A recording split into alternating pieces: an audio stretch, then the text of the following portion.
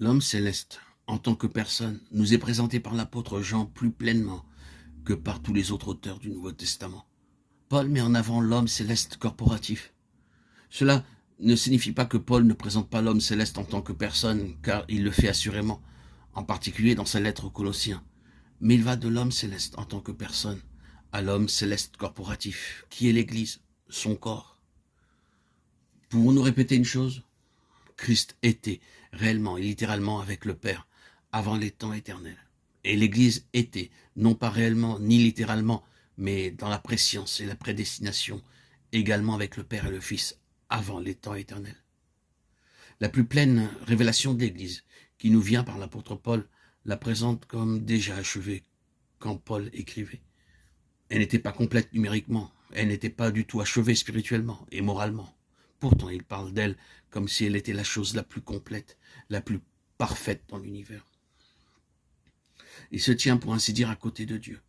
Et Dieu voit l'Église du point de vue éternel, c'est-à-dire comme étant au dehors du temps.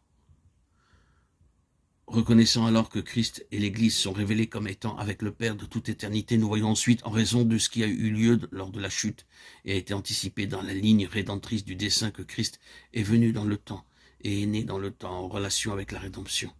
Et celle-ci est présentée comme étant le rachat du présent siècle mauvais, Galates 1,4. La version anglaise autorisée utilise le mot monde, mais le changement est important.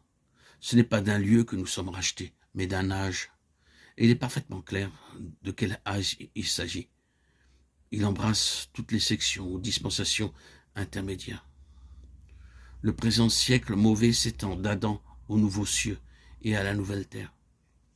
Il y a un âge glorieux à venir. Être racheté de ce présent siècle mauvais signifie que l'Église, qui appartient à l'éternité et non à cet âge, doit être libérée de ce siècle.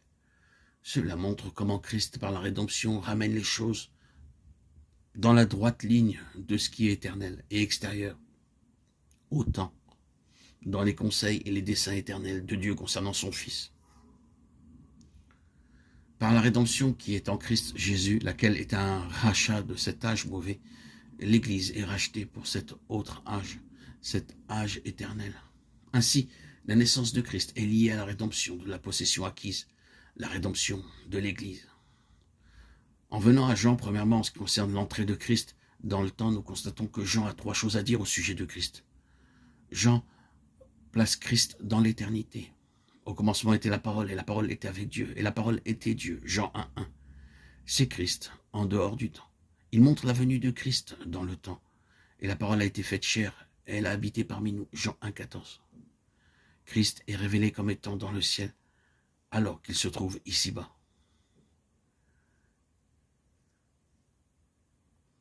Tandis qu'il est ici-bas, il est toujours dans le ciel. Alors qu'il se trouve dans le temps, il est toujours dans l'éternité. Personne n'est monté au ciel si ce n'est celui qui est descendu du ciel, le Fils de l'homme qui est dans le ciel. Jean 3,13.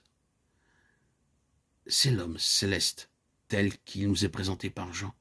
Christ sur terre et en même temps, toujours dans le ciel.